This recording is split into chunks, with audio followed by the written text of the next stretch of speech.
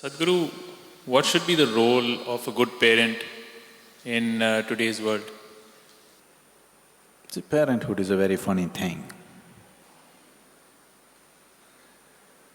You're trying to do something that nobody has ever known how to do it well.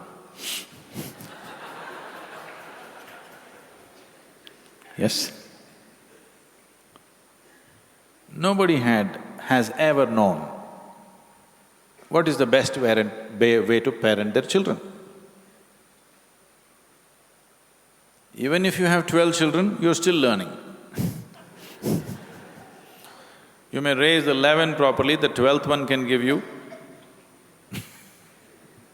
works, you know.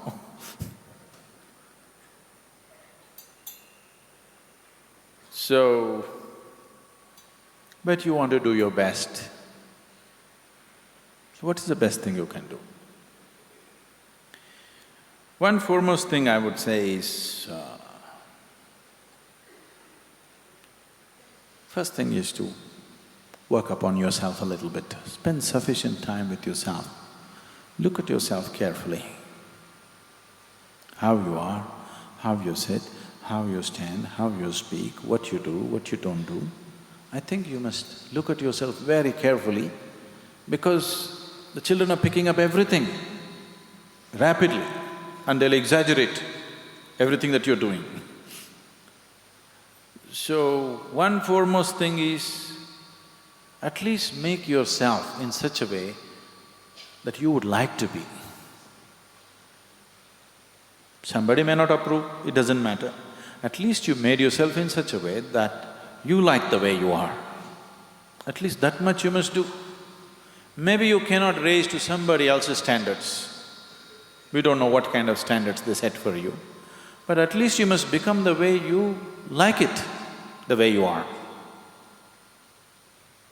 That is a must. But that will only create the necessary ambience. It still doesn't make you necessarily a good parent, but it creates the necessary ambience. But creating the necessary ambience is a large part of parenthood, large part. If you create the right kind of atmosphere of a certain sense of joy and love and care and discipline for yourself and your home atmosphere, generally they grow up. Of course, you want to provide opportunities for them. Each one of us can provide opportunities only to the extent it's available to us, isn't it? Yes? You cannot provide an opportunity for which you don't have access. You will always do according to your limitations. I'm sure in that area you will do your best, but the important thing is what kind of human beings or brats you raise. For that, what kind of human being are you is an extremely important part of raising children. So, if your wife became pregnant, it's time for transformation for you. Because now another life is coming in, you yourself are the way you don't like yourself to be.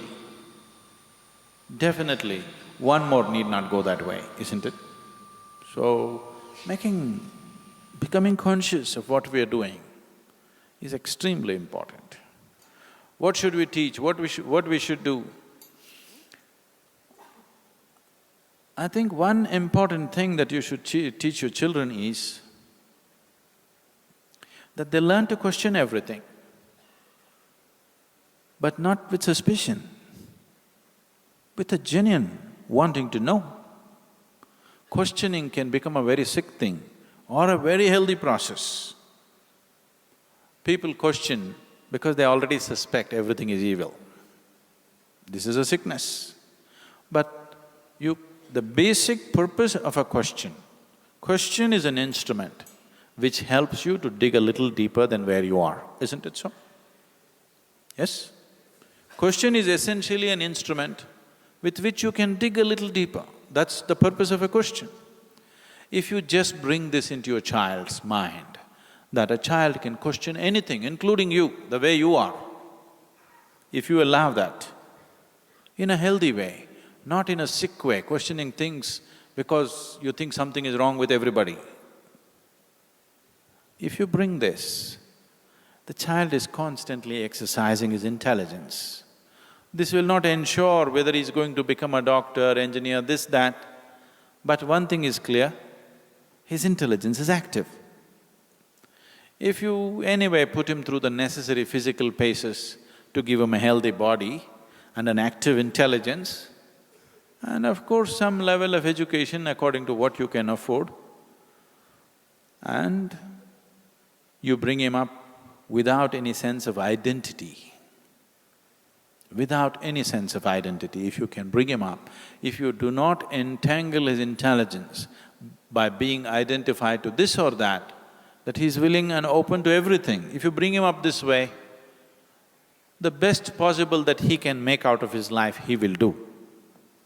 He may not become like somebody else, but he will grow to his maximum potential. Of course, it depends on along the way who he meets, what happens, what situations he gets into, whether he kind of comes into a spiritual space or he goes into a war zone, where he ends up, who knows? Those things you cannot control, isn't it? But if you create an atmosphere of love, meditativeness, openness, when you're not identified with anything, naturally there is no sense of prejudice. If you bring up a child free of prejudice, in a loving, very open atmosphere, generally they do well, but there is no guarantee. Because there are other influences in the society, you don't know into whose hands they'll fall tomorrow morning. Yes? You may be doing your best, tomorrow morning into whose hands your child will fall. There is no insurance or guarantee. That's a risk that you're taking, always.